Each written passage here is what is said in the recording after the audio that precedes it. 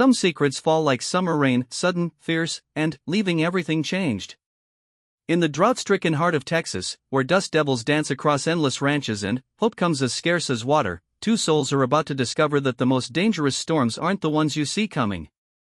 She's a widow with eyes that hold more mysteries than the desert holds stars. He's a cowboy whose fortune can't fill the emptiness in his chest. When their worlds collide on one fateful evening, neither realizes they're standing at the edge of a precipice that will either destroy them both or wash away everything they thought they knew about love, loss, and the courage it takes to live again. The rain is coming. And, when it stops, nothing will ever be the same. The dust had been falling for 3 months straight, coating everything in Millfield, Texas with a fine layer of despair. Margaret Chen wiped her brow as she stepped out of the old Ford pickup, her black dress clinging to her slight frame in the oppressive heat. The cemetery gates creaked like old bones as she pushed through them, carrying a bundle of wilted roses that had cost her more than she could afford. Thomas had been gone for 2 years now. 2 years since the cancer took him, leaving her with nothing but a failing flower shop, mounting debts, and a heart that felt as dried up as the creek bed behind their old house. She knelt beside his headstone, arranging the roses with the same care she'd once put into their wedding bouquet. "The shop's barely hanging on, Tommy," she whispered to the granite stone. "Mrs. Henderson says the bank's been asking about the loan again. I don't know what to do." The wind picked up, sending a small dust devil spinning across the cemetery. Margaret closed her eyes, letting the grit settle on her skin like a familiar friend. This was her life now: dust, silence, and the slow erosion of everything she'd once held dear. She didn't hear the footsteps until they were almost upon her. "Ma'am, you all right?" Margaret looked up to see a man standing about 10 feet away, his hat in his hands, boots dusty from walking across the dry earth. He was tall, with shoulders that spoke of hard work and eyes the color of storm clouds. Everything about him seemed solid, real, in a way that felt foreign to her world of fading photographs and empty rooms. "I'm fine," she said, rising to her feet and brushing dirt from her knees. "Just visiting." The man nodded toward the headstone. "Thomas Chen. Good man. He used to fix my trucks when I was just starting out with the ranch." Margaret studied the stranger's face, searching for recognition. "You knew my husband?" "Name's Cameron Wells," he said, extending a work-roughened hand. "Your husband saved my business about 15 years ago. My first cattle truck broke down on a Sunday, right before I had to make a delivery to Dallas. Every mechanic in town was closed, but Tommy opened up his shop and worked all night to get me back on the road." The memory hit Margaret like a physical blow. She remembered that night, Tommy coming home at dawn, oil-stained and exhausted, refusing to take full payment because a man's gotta help his neighbors. It was so like him, so perfectly, heartbreakingly like him. "I remember," she said softly. "You were the young man with the stubborn transmission." Cameron's face broke into a smile that transformed his entire appearance. "That's right. Stubborn as a mule and twice as ornery. Just like me," Tommy said. For the first time in months, Margaret felt something that might have been the beginning of a smile tug at the corners of her mouth. He had a way with words. That he did. Cameron looked down at the roses, then back at Margaret's face. "I heard about the shop. Heard it's been rough." The brief moment of lightness vanished like water in sand. Margaret's spine stiffened. "I don't need charity, Mr. Wells." "Didn't offer any," Cameron replied easily. "But I do need flowers. Got a big event coming up at the ranch, my sister's engagement party. Nothing fancy, but she's got her heart set on real flowers, not those plastic things they sell at the grocery store." Margaret felt a flicker of something she'd almost forgotten: hope. "What kind of arrangements?" "Honestly, I wouldn't know a daisy from a daffodil if my life depended on it. But I know quality work when I see it, and Tommy always said you had the best eye for flowers in 3 counties. The compliment warmed her in a way she hadn't felt since the funeral. "When is the party?" 2 weeks from Saturday." "I know at short notice I can do it," Margaret said quickly. Too quickly, perhaps, because she saw Cameron's eyebrows raise slightly. "I mean, I'll need to know how many people, what kind of budget you're working with." Cameron named a figure that made Margaret's knees weak. It was enough to cover 3 months of her loan payments. Maybe 4, if she was careful. That's very generous, Mr. Wells. Cameron, he corrected. And it's not generous if you earn every penny of it. I've seen your work at the Anderson wedding last year. Beautiful stuff. Margaret had forgotten about the Anderson wedding. It felt like a lifetime ago, back when she still believed in happy endings and forever love. Before the diagnosis, before the treatments, before the long nights in hospital chairs watching the man she loved slip away piece by piece.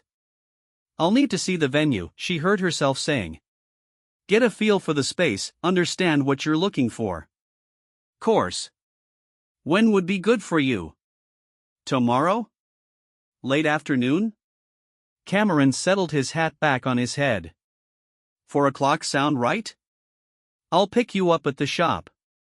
Margaret nodded, then watched as he walked away across the cemetery, his stride confident and unhurried. She turned back to Tommy's headstone, her mind racing. What do you think, honey? Good idea, or am I crazy? The wind picked up again, rustling the dead roses at her feet. For just a moment, she could have sworn she smelled rain. The next afternoon, Margaret stood in front of her bedroom mirror, staring at her reflection with growing frustration.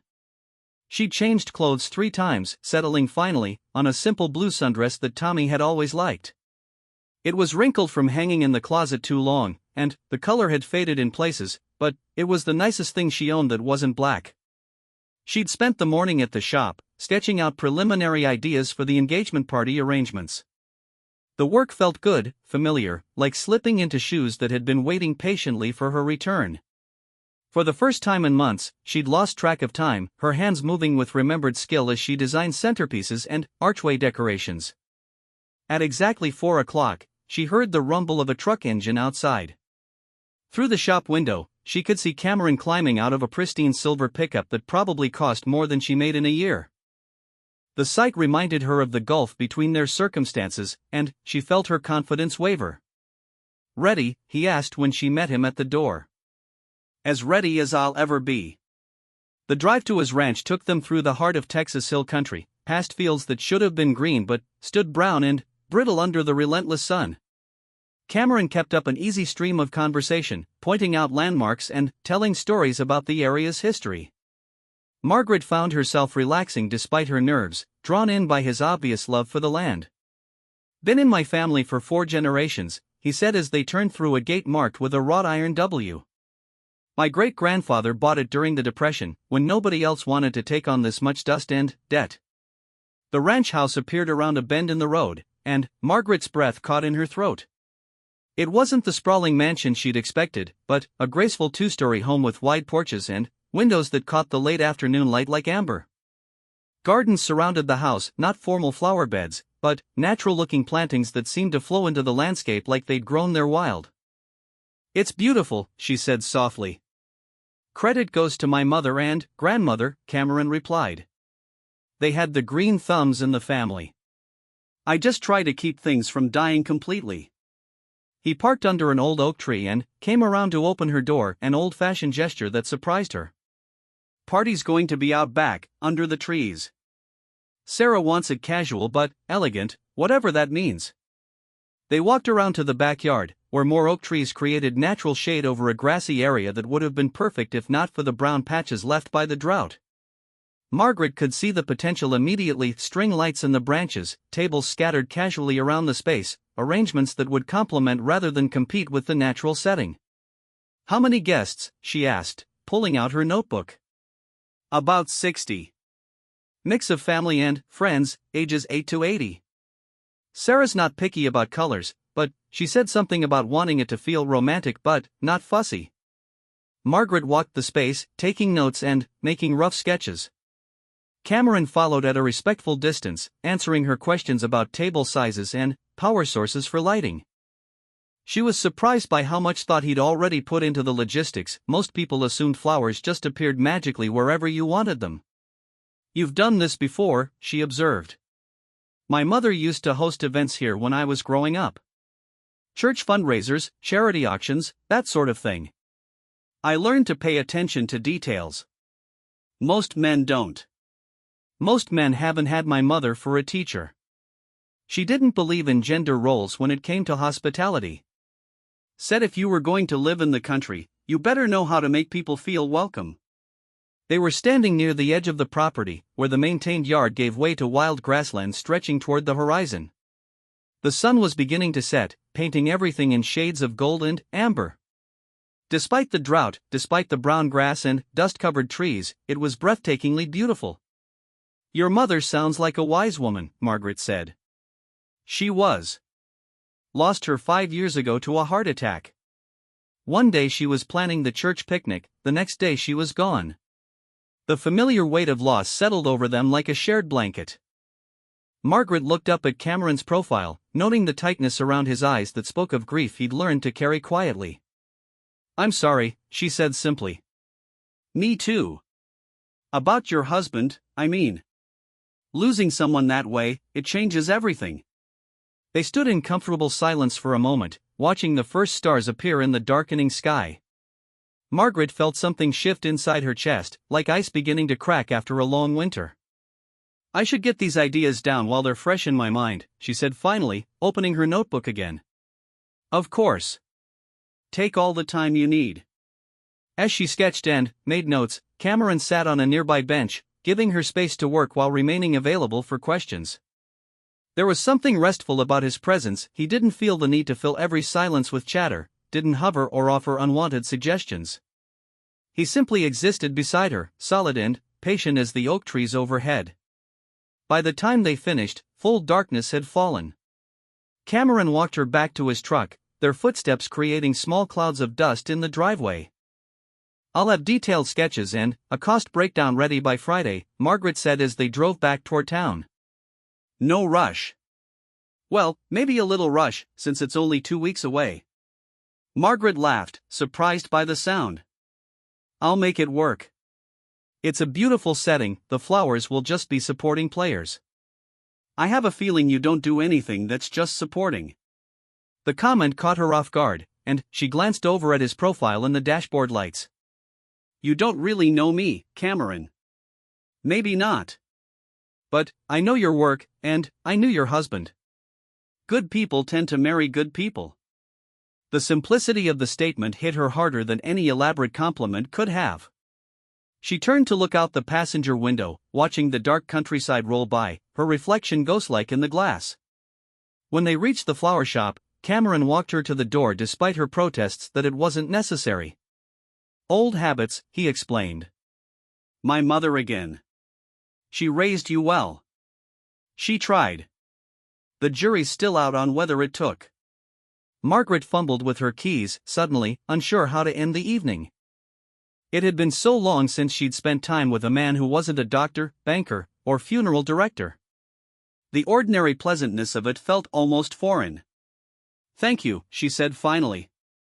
For the work, I mean. And, for this. It was nice to think about flowers again instead of just bills. Thank you for saying yes. Sarah's going to be thrilled when she sees what you come up with. He touched the brim of his hat in an old-fashioned gesture that should have seemed silly but somehow didn't. Margaret watched from her doorway as he drove away, his taillights disappearing around the corner like red stars falling to earth. Inside the shop, she turned on every light and spread her sketches across the main work table. For the first time in months, her mind was fully engaged, calculating quantities and costs, imagining color combinations and texture contrasts. She worked until nearly midnight, her pencil flying across fresh sheets of paper as ideas flowed like water in the desert. It wasn't until she was finally climbing the stairs to her small apartment above the shop that she realized she'd been humming an old song Tommy used to play on his guitar during their courting days.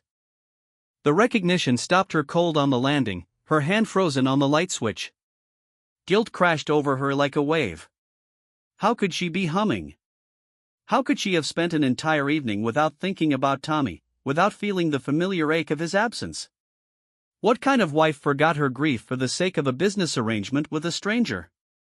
She stood there in the darkness, listening to the familiar sounds of the old building settling around her. Somewhere in the walls, a pipe creaked. Outside, a cat yowled in the alley. Normal sounds, everyday sounds, the soundtrack of a life that was supposed to go on whether she wanted it to or not. Slowly, she climbed the rest of the stairs and prepared for bed. As she brushed her teeth, she caught sight of herself in the bathroom mirror and stopped, startled. Her cheeks had color in them for the first time in months. Her eyes looked brighter, more alive. She looked like someone who might actually have a future worth living. The thought terrified her almost as much as it thrilled her. In the bedroom, she picked up the framed photo from Tommy's side of the bed, their wedding picture, both of them young and radiant with hope. His face smiled back at her, frozen forever at 35, never to age or change or doubt. "I don't know what I'm doing, honey," she whispered to the photograph. "I don't know if this is right, or if I'm betraying everything we had, or if I'm just desperate enough to grab onto the first kind person who comes along." The photo offered no answers, just Tommy's eternal smile and the memory of a love that had been real and good and finite. Margaret set the frame back on the nightstand and turned out the light. Tomorrow she would finish the arrangements for the engagement party. She would create something beautiful to celebrate someone else's happiness, and maybe, just maybe, she would remember what it felt like to believe in new beginnings. Outside her window, the wind picked up, rattling the old glass in its frame. For just a moment, she could have sworn she smelled rain on the air, impossible in this drought, but unmistakable all the same. Change was coming to Millfield, Texas. The question was whether Margaret Chen was brave enough to let it sweep her away. Margaret woke to the sound of thunder rumbling in the distance. She lay still for a moment, listening to the unfamiliar noise. Thunder meant clouds. Clouds meant the possibility of rain. Rain meant hope, and hope was something she'd learned to approach with caution. She padded to the window and pushed aside the curtains. The sky was still mostly clear, but dark clouds were building on the horizon, the first real storm clouds she'd seen in months. The sight sent an unexpected thrill through her chest. The past week had been a whirlwind of activity. Margaret had thrown herself into the engagement party preparations with an energy she'd forgotten she possessed. She'd driven to Austin twice for specialty flowers, negotiated with suppliers she hadn't spoken to in months, and worked late into the night creating arrangements that were more elaborate than anything she'd done since before Tommy's illness. Cameron had stopped by the shop twice during the week, once to drop off a deposit that made her eyes water with relief, and once just to check on her progress. Both times, he'd lingered longer than strictly necessary, asking about her techniques and listening with genuine interest as she explained the reasoning behind her choices. "Why roses and wildflowers together?" he'd asked, studying one of her sample arrangements. "Roses are what people expect at romantic events," Margaret had explained, adjusting a spray of Indian paintbrush among the white blooms. "But wildflowers are what actually grow here. They're tougher, more honest. The combination says something about love that's both beautiful and real." Cameron had looked at her for a long moment after that explanation, something unreadable flickering in his storm cloud eyes. "You put a lot of thought into this." "Flowers are a language," she'd said simply. "I just try to make sure I'm saying something worth hearing." Now, as she dressed for the engagement party, Margaret found herself thinking about languages, the language of flowers, the language of grief, the strange new language she seemed to be learning in Cameron's presence. Her hands shook slightly as she applied lipstick, the first makeup she'd worn in months. The delivery went smoothly. Margaret arrived at the ranch as the sun was beginning its descent toward the horizon, her truck loaded with arrangements that had turned out even better than she'd hoped. The white roses glowed like small moons against the wild Texas flowers, and the mason jar centerpieces caught the light with rustic elegance. Cameron met her at the garden gate, and Margaret felt her breath catch.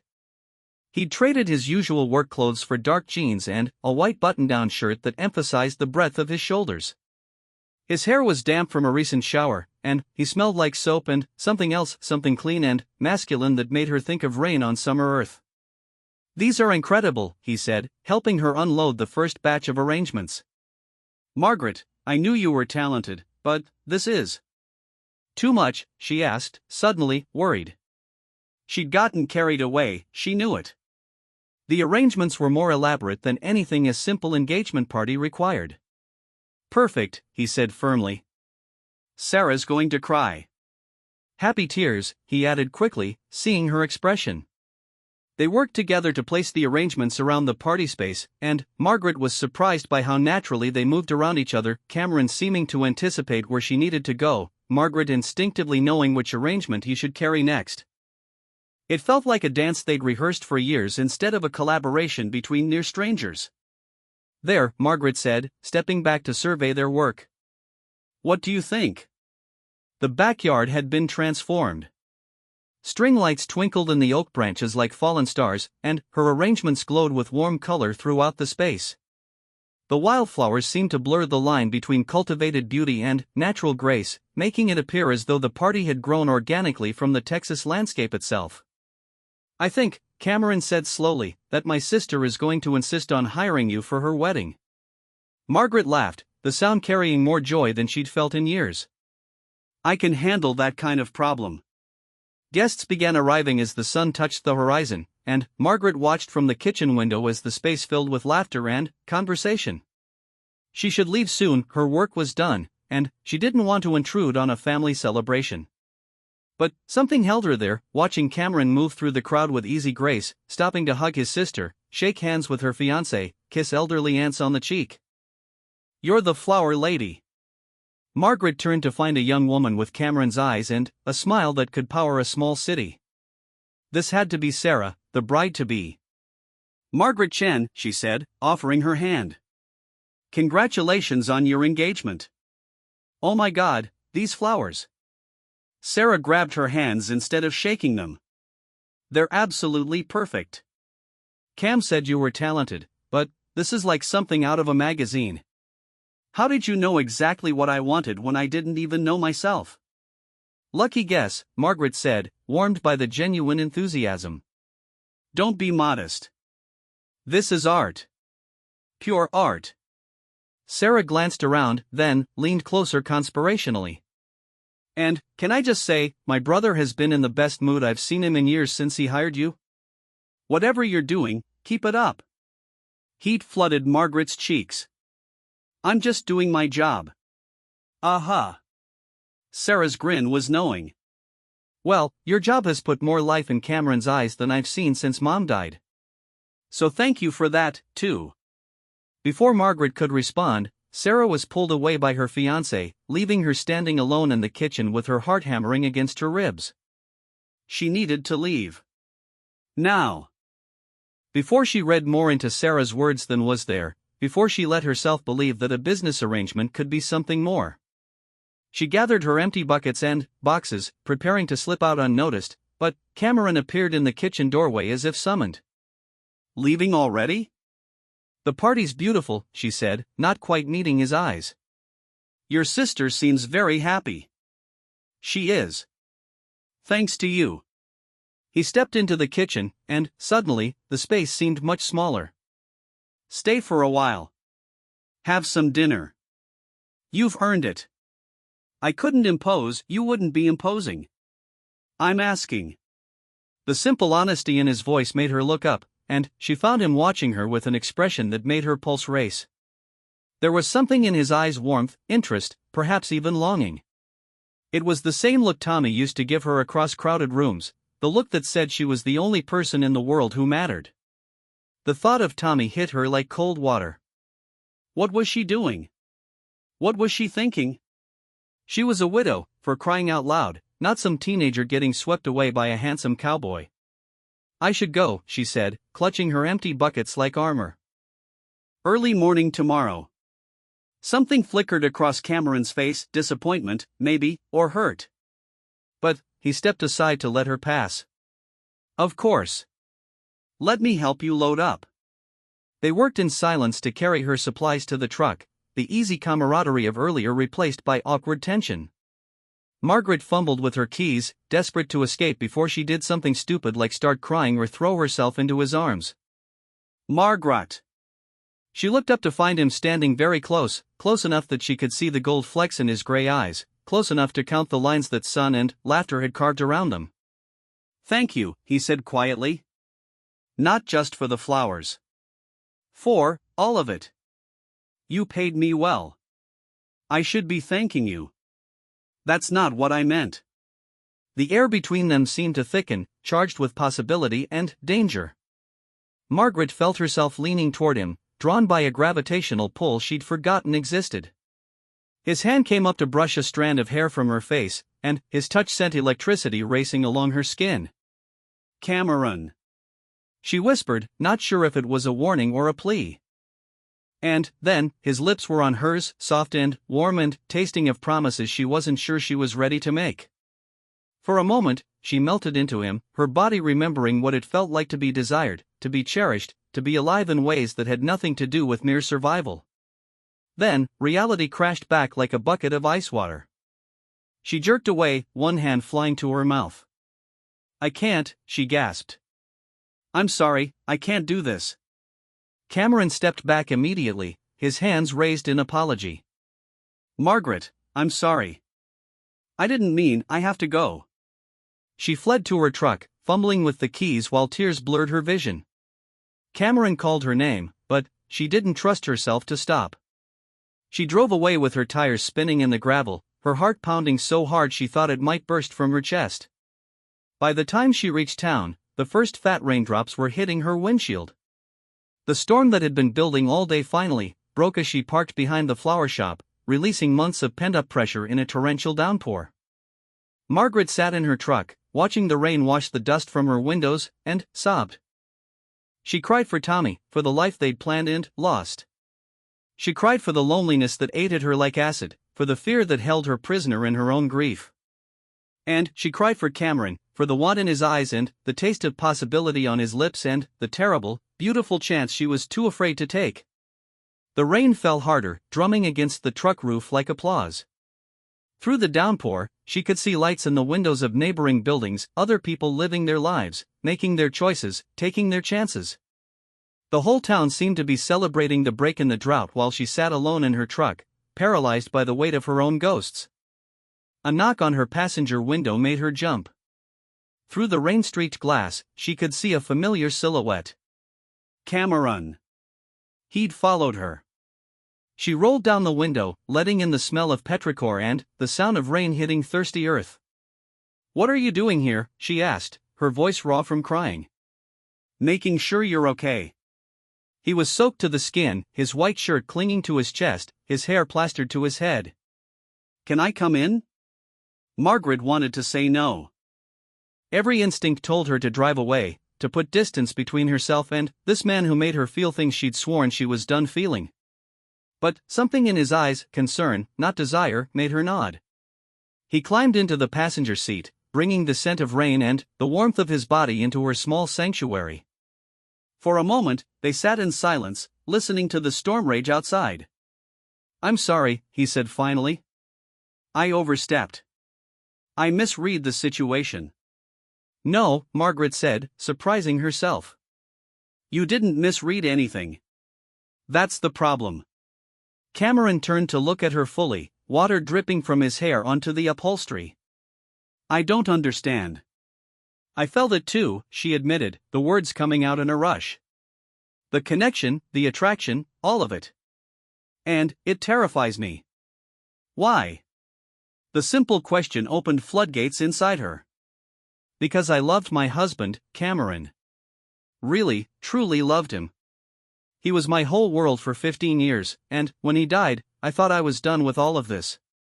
I thought I'd had my great love story, and that was enough for one lifetime. But then, you show up, and suddenly, I'm feeling things I thought I'd never feel again. And I don't know if that's wonderful or if it's a betrayal of everything Tommy and I had together." Cameron was quiet for a long moment, considering her words. Outside, the rain was beginning to ease, settling into a steady rhythm instead of the earlier deluge. "Can I tell you something?" he asked finally. "About my mother?" Margaret nodded, not trusting her voice. "She loved my father completely. They had the kind of marriage people write songs about: devoted, passionate, unshakable. When he died in a ranching accident, I was 12 years old, and I watched her fall apart. I honestly thought she might die from the grief." He paused, staring out at the rain-washed street. "But she didn't die." "She grieved, and she healed, and eventually she started living again." Not the same life she'd had with Dad, but a new life. A different life. And, you know what she told me when I was old enough to understand? What? She said that loving someone new didn't diminish what she had with my father. It honored it. Because he'd taught her what real love looked like, what it felt like, what it was worth. And, that knowledge made her capable of recognizing it when it came along again. Margaret felt fresh tears sliding down her cheeks, but these were different, cleaner somehow, less bitter. She remarried when I was 16, Cameron continued. A good man named Frank who understood that he wasn't replacing my father, just adding a new chapter to the story. They had 8 wonderful years together before the heart attack took her. What happened to Frank? Cameron smiled, the expression visible even in the dim light from the street lamps.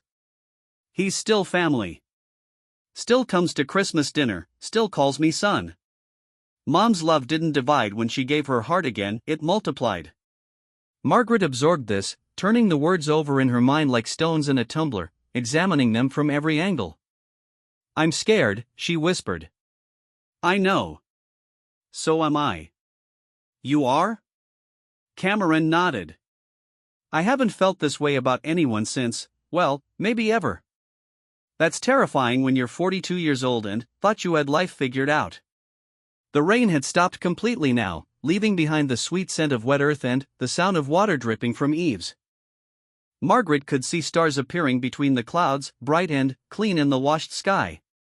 I don't know how to do this, she said. I don't know how to be with someone who isn't Tommy. Maybe you don't have to be with someone who isn't Tommy, Cameron said gently. Maybe you can be with someone who understands that Tommy will always be part of who you are, and loves you because of that, not in spite of it. The words hung between them like a bridge, an offer, an invitation, a possibility. Margaret looked at this man who had appeared in her life like rain in the desert, unexpected and life-giving and absolutely necessary. The widow whispered to the affluent cowboy, she said softly, surprising herself with the words. What? Nothing. Something that just occurred to me. She turned to face him fully, this man who understood about grief and hope and the complicated mathematics of the human heart. Cameron? Yeah. I'm wet, and it's not from the rain. The admission hung in the air between them, loaded with meaning and possibility. Cameron's eyes widened slightly, understanding dawning in their gray depths. Margaret. I'm not ready for love, she said quickly. I may never be ready for the kind of love I had with Tommy. But I think I might be ready for something else. Something new. If you're willing to be patient while I figure out what that looks like. Cameron reached across the space between them and took her hand, his fingers warm and strong around hers.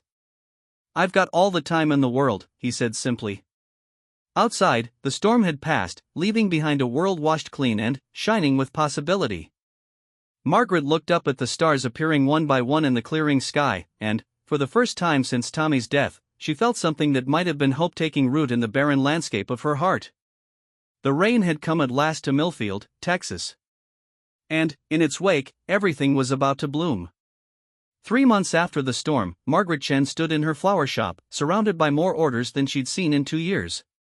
The rain had transformed everything, not just the landscape, which had exploded into a riot of wildflowers and green grass, but her business, her confidence, and, most surprisingly, her heart. The engagement party had been the beginning. Word had spread through Millfield and beyond about the woman who could transform ordinary spaces into something magical. Weddings, anniversaries, corporate events, Margaret's calendar was booked solid through Christmas, and she had to hire 2 part-time assistants just to keep up with demand. But success felt different this time around. When she and Tommy had first built the business together, every achievement had been shared, every milestone celebrated as a team. Now she was learning to take pride in her own accomplishments, to recognize her worth independent of anyone else's validation. Cameron had been true to his word about patience. He'd given her space to process, to heal, to figure out what she wanted without pressure or expectations. Their relationship had developed slowly, like a plant taking root in previously barren soil, coffee dates that stretched into dinner, long walks through the recovering countryside, conversations that revealed layers of compatibility neither of them had dared hope for. He'd been there the night she finally packed away Tommy's clothes, sitting quietly on the bed while she folded shirts and jeans with hands that shook only a little. He hadn't tried to comfort her with empty words or rush her through the process. He'd simply existed beside her, a steady presence while she said goodbye to that chapter of her life. "I'm not trying to replace him," Cameron had said when she found herself crying over Tommy's favorite fishing vest. "I know I never could. I just want to write some new chapters with you, if you'll let me." The simple honesty of it had broken something open inside her, not the sharp crack of heartbreak, but the gentler opening of possibility. That night, she'd kissed him without fear for the first time, tasting hope instead of guilt on his lips. Now, as she arranged white orchids for the Peterson wedding, Margaret found herself humming the same song that had made her feel so guilty months ago. But the guilt was gone, replaced by something warmer and more complex. Tommy would have wanted her to be happy. More than that, the love he'd given her had taught her what happiness could look like, had prepared her to recognize it when it appeared in an unexpected form. The bell above the shop door chimed, and Margaret looked up to see Cameron walking in with 2 cups of coffee from the diner down the street. He developed the habit of stopping by most mornings, bringing caffeine and easy conversation before heading out to the ranch. "Busy day?" he asked, nodding toward the explosion of flowers covering every surface. "The Peterson wedding is this weekend, plus I've got 3 small arrangements for the hospital auxiliary luncheon." Margaret accepted the coffee gratefully, inhaling the familiar scent. "Sometimes I can't believe this is my life again." "You earned it," Cameron said simply. "Every bit of it." They'd had this conversation before, but Margaret was still learning to accept compliments, still adjusting to being seen as capable and talented rather than just the pitiable widow trying to hold things together. "What's your day look like?" she asked, changing the subject. "Meeting with the county extension office about drought recovery programs, then I need to check on the south pasture fence." "Nothing too exciting." He paused, then added with studied casualness, "Frank's coming for dinner Sunday. I was hoping you might join us." Margaret felt her stomach flutter. Frank Cameron's stepfather, his mother's second husband, the man who proved that love could bloom again even after devastating loss. She'd been curious about him for months but had been too nervous to suggest meeting him. "Are you sure? I don't want to intrude on family time." "You wouldn't be intruding. Besides, Frank's been asking about you ever since I mentioned you." Cameron's expression grew soft. "He said any woman who could make me smile the way I do these days must be pretty special." The words sent warmth spreading through Margaret's chest. In the early days of her relationship with Cameron, she'd worried constantly about being compared to some idealized memory of his past relationships. But gradually she'd learned that he had no interest in comparing her to anyone, he simply appreciated her for who she was, complications and all. "I'd like that," she said. "What can I bring?" "Just yourself. Frank's bringing his famous apple pie, and I'm handling everything else." "You cook?" Cameron grinned. "Don't sound so surprised. I've been feeding myself for 20+ years. I think I can manage a pot roast." Margaret laughed, still sometimes startled by how easy laughter came these days. "In that case, I'll definitely be there." Cameron finished his coffee and kissed her cheek before leaving, a gesture that had become routine but still made her skin tingle with awareness. She watched through the window as he climbed into his truck, admiring the easy confidence in his movements, the way he seemed to belong in his own skin in a way that both attracted and intimidated her. The rest of the morning passed in a blur of stems and petals, wire and ribbon. Margaret lost herself in the familiar rhythm of creation, her hands working while her mind wandered. She thought about Sunday dinner, about meeting Frank, about the strange new family she seemed to be joining piece by careful piece. Around noon, her assistant Jenny arrived to help with the Peterson arrangements. Jenny was 19, bright-eyed and eager to learn, and she reminded Margaret of herself at that age, full of dreams about transforming the world one flower at a time. "Mrs. Chen," Jenny said as they worked on matching centerpieces, "can I ask you something personal?" "Go ahead." "How do you know when you're ready to love someone again? After losing someone important, I mean." The question caught Margaret off guard. Jenny had never mentioned losing anyone, and Margaret had assumed her interest was purely professional. Did something happen? Margaret asked gently. My boyfriend died in a car accident 2 years ago, Jenny said, not looking up from the roses she was trimming. We were supposed to get married after graduation. I thought I was done with all that, but lately I've been thinking about this guy in my literature class, and I feel guilty about it. Margaret set down her own flowers and looked at this young woman she'd come to care about, seeing herself reflected in Jenny's uncertainty. I don't think you ever know for sure, Margaret said slowly. At least I didn't. I kept waiting for some cosmic sign, some moment of clarity when I'd know it was okay to move forward. But it doesn't work that way, at least not for me. How did it work? Margaret considered the question, trying to find words for something she was still learning to understand. I realized that grief and love aren't opposites, she said finally. I thought they were. I thought if I was still grieving Tommy, I couldn't love Cameron, and if I loved Cameron, it meant I wasn't honoring Tommy anymore. But that's not how it works. They exist side by side, different kinds of love serving different purposes. Jenny nodded, her young face serious with concentration. The love I had with Tommy taught me what I needed to know about myself, about what I was capable of giving and receiving. In a weird way, it prepared me to recognize something real when it came along again. Margaret picked up a white orchid, admiring its perfect complexity. I think maybe that's what love does, it changes us in ways that make us more capable of love, not less. But don't you feel like you're betraying him? Sometimes, Margaret admitted. Less now than in the beginning, but yes, sometimes. I think that's normal. The heart is big enough for complicated feelings. They worked in comfortable silence for a while, both lost in their own thoughts. Margaret found herself thinking about the early days with Cameron, about all the ways she'd tortured herself with guilt and doubt. The process of learning to love again hadn't been linear or neat, it had been messy, full of setbacks and breakthroughs, moments of joy followed by crashes of confusion. But, somehow, gradually, she'd found her way to a new understanding of what her life could be.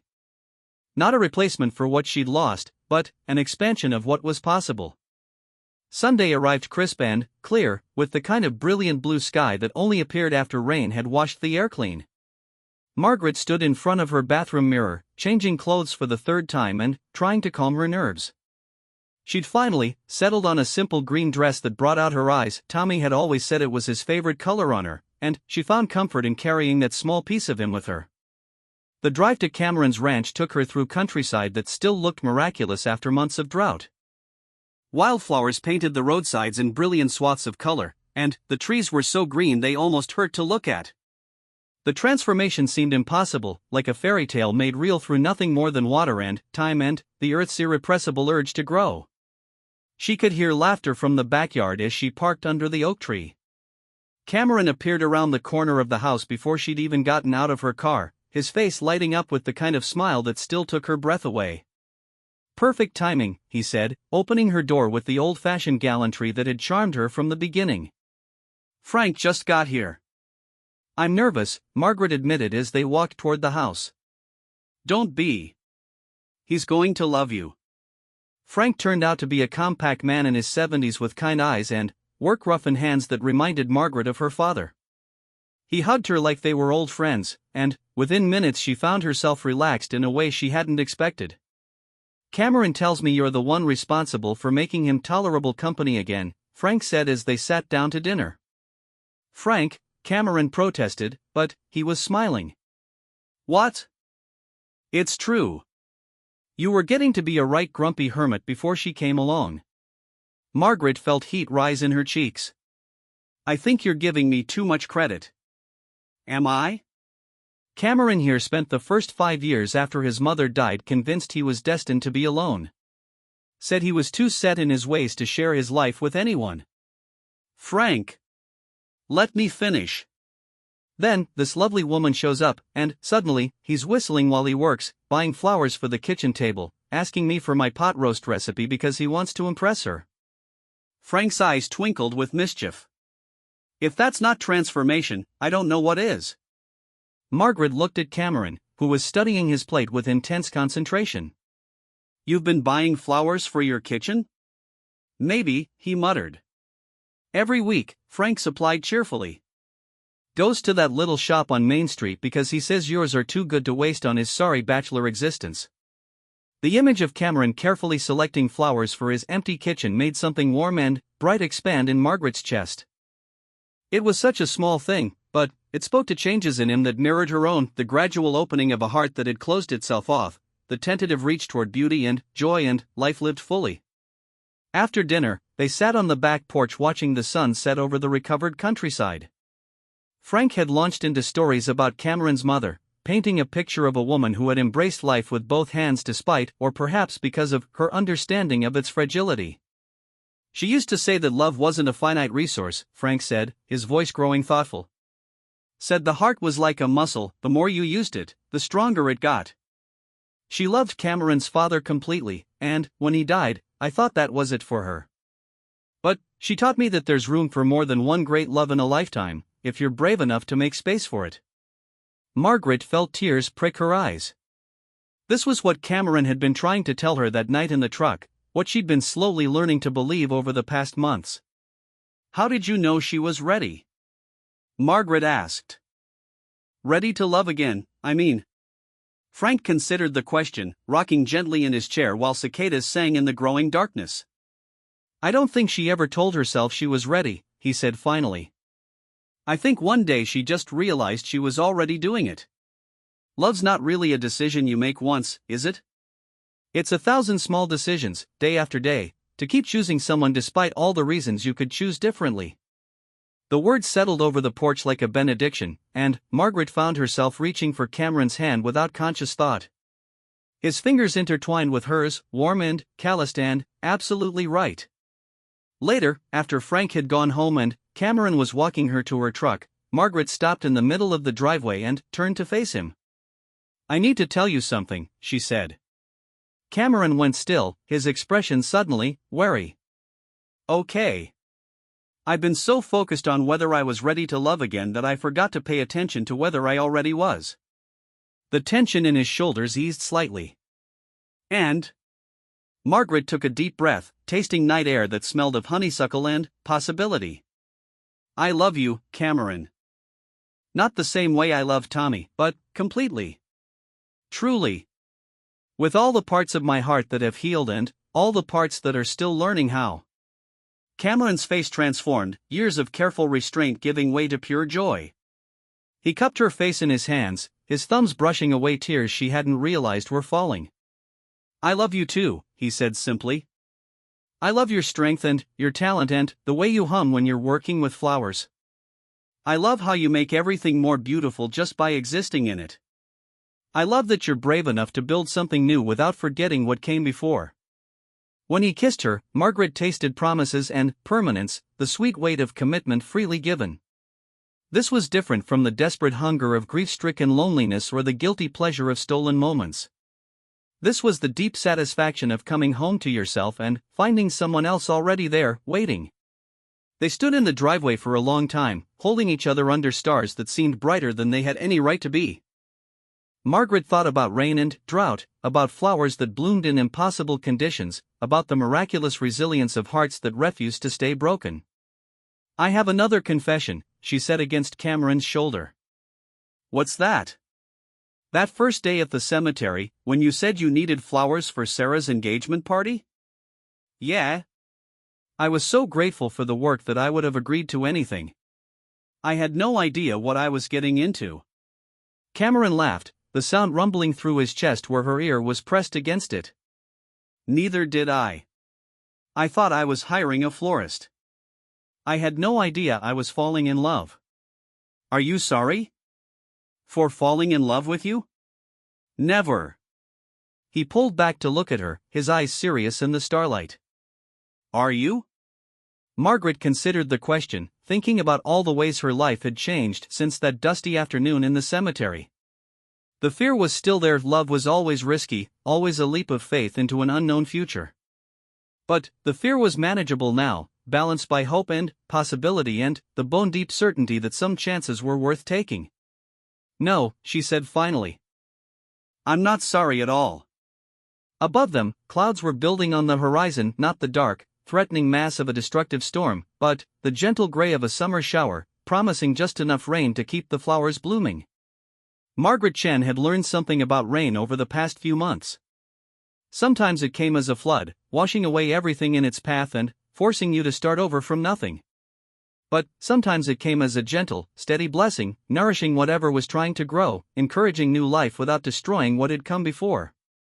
As she drove home through the fragrant darkness, her heart full of love both old and new, Margaret thought she could feel it beginning to fall, soft drops of possibility on the parched landscape of her future, promising abundance beyond her wildest dreams. The widow had whispered her truth to the affluent cowboy, and he had whispered back with equal honesty. Together, they would build something beautiful from the seeds of their separate griefs, something that honored what they had lost while celebrating what they had found. In Millfield, Texas, the rain had come at last. And, in its wake, everything was blooming.